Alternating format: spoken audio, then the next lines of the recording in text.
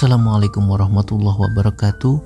Alhamdulillah kita masih bisa bertemu kembali dalam channel Lampu Iman ini. Sholawat serta salam tetap tercurahkan kepada junjungan kita Nabi besar Muhammad sallallahu alaihi wasallam. Allahumma sholli ala Muhammad wa ala ali sayyidina Muhammad. Sahabat beriman, selama ini banyak yang menganggap bahwa dalam Islam berhubungan intim dengan orang yang belum dinikahi adalah haram karena termasuk perbuatan zina. Namun ternyata ada wanita yang boleh dijima walaupun tanpa adanya ikatan pernikahan, dan justru malah tidak boleh dinikahi. Apakah sebenarnya hukum mengenai ini? Apakah benar adanya wanita yang boleh dijima, atau dalam bahasa Indonesianya itu boleh berhubungan intim, boleh berhubungan suami istri, namun tidak boleh dinikahi? Apakah ada yang seperti itu? Mari kita simak lebih lanjut. Namun sebelum lanjut, mohon bantuannya untuk klik tombol like dulu ya. Terima kasih. Sebelum membahas mengenai wanita yang boleh dijima tapi tidak boleh dinikahi, kita perlu memahami terlebih dahulu definisi nikah dalam Islam. Menurut ajaran Islam, pernikahan yang sah antara seorang pria dan wanita dilakukan dengan tujuan membentuk keluarga dan melaksanakan perintah Allah. Dalam Al-Quran surat Ar-Rum ayat 21, Allah berfirman, "Dan di antara tanda-tanda kekuasaannya ialah Dia menciptakan untukmu istri-istri dari jenismu sendiri, supaya kamu merasa ketentraman dan ketenangan di hatimu, dan dijadikannya di antaramu rasa kasih sayang dan belas kasih. Sesungguhnya pada yang demikian itu benar terdapat tanda-tanda kebesaran Allah bagi orang-orang yang berfikir." Dari ayat tersebut dapat disimpulkan bahwa nikah merupakan bentuk hubungan suami istri yang diakui oleh Allah. Oleh karena itu, ada beberapa syarat yang harus dipenuhi agar pernikahan tersebut menjadi sah. Dalam ajaran Islam, ada beberapa kondisi di mana seorang laki-laki diperbolehkan untuk mengambil seorang wanita sebagai istri kedua, ketiga, dan seterusnya. Namun, ada juga kondisi di mana seorang wanita tidak dapat dinikahi, yaitu wanita tersebut adalah mahram, yakni kerabat dekat yang diharamkan untuk dinikahi dalam Islam.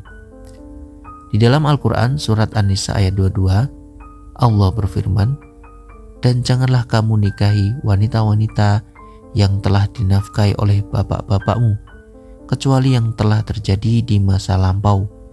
Sesungguhnya yang demikian itu adalah kekejian dan perbuatan yang amat buruk dan jalan yang buruk." Walau begitu, ada pula kondisi yang melarang laki-laki menikahinya, namun boleh berhubungan intim dengannya. Dia adalah milkul yamin. Dalam Islam, terdapat banyak hukum yang perlu kita ketahui dan pahami dengan baik agar bisa mengamalkannya dengan benar.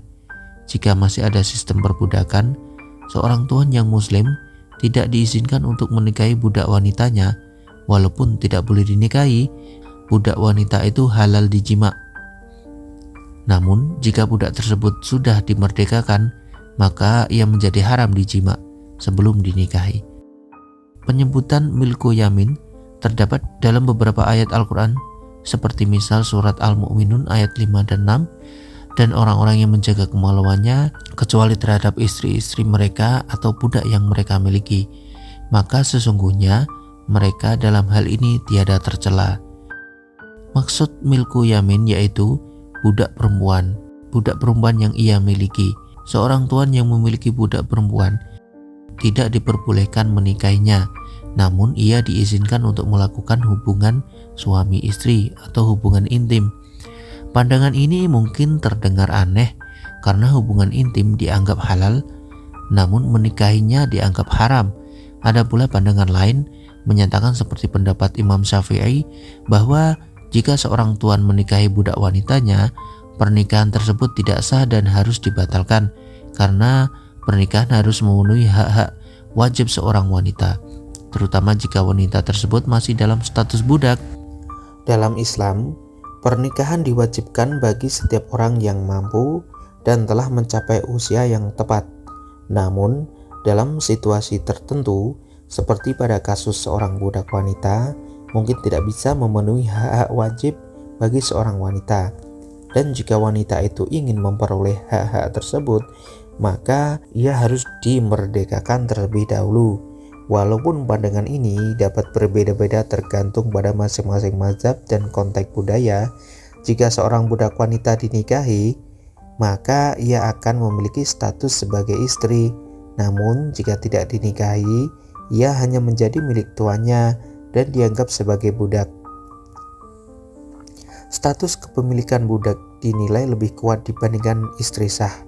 Perbudakan memiliki dua faedah, yaitu keuntungan bagi tuannya karena bisa dipakai bekerja atau melakukan hubungan badan, serta bisa dijual belikan.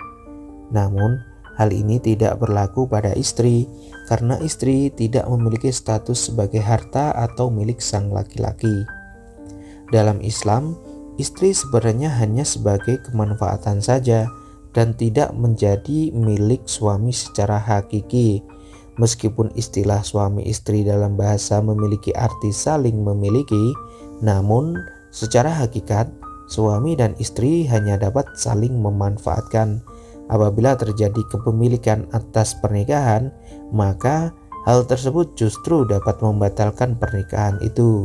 Istri masih menjadi milik orang tuanya, maka dari itu suami tidak diperbolehkan untuk menjualnya kepada orang lain. Berbeda dengan budak secara bahasa dan hakiki, ia berstatus sebagai milik tuannya dan dapat diperjualbelikan.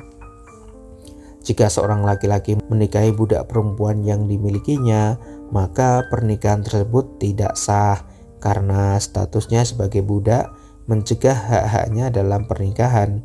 Namun, jika sang laki-laki telah memerdekakan budak perempuan tersebut, barulah kemudian boleh menikahinya dan ia akan mendapatkan pahala yang berlipat ganda. Dalam pandangan awam, hukum Islam tentang budak dan pernikahan memang terkesan ambigu. Di satu sisi, Islam menentang perbudakan, namun di sisi lain, Islam juga memperbolehkan tuan untuk menikmati budak perempuannya. Namun, ketika kita memperdalam masalah ini, akan semakin jelas bahwa ada beberapa hal yang perlu dipertimbangkan. Pertama, perbudakan bukanlah produk agama Islam, namun sudah menjadi pola hidup seluruh umat manusia sebelum Islam datang. Kedua, hukum positif semua peradaban manusia juga memperbolehkan adanya perbudakan, termasuk keabsahan untuk menyetubuhi budak perempuan. Ketiga, membebaskan budak dengan tebusan adalah satu-satunya jalan yang dibenarkan dalam hukum. Keempat, perbudakan juga merupakan bagian utuh dari sendi dasar perekonomian sebuah negara. Menghilangkan perbudakan berarti meruntuhkan sendi-sendi dasar perekonomian. Oleh karena itu, Islam melakukan perubahan secara perlahan dalam penghapusan budak untuk menjaga keseimbangan dan kestabilan ekonomi suatu bangsa. Oleh karena itu, meskipun terdapat perbedaan pandangan, semua hal ini harus dipertimbangkan dengan matang dalam memahami pandangan Islam mengenai budak dan pernikahan. Untuk zaman sekarang, perbudakan sudah tidak ada, perbudakan sudah dihapuskan dari muka bumi ini. Semoga bermanfaat. Wallahu a'lam bishawab. Wassalamualaikum warahmatullahi wabarakatuh.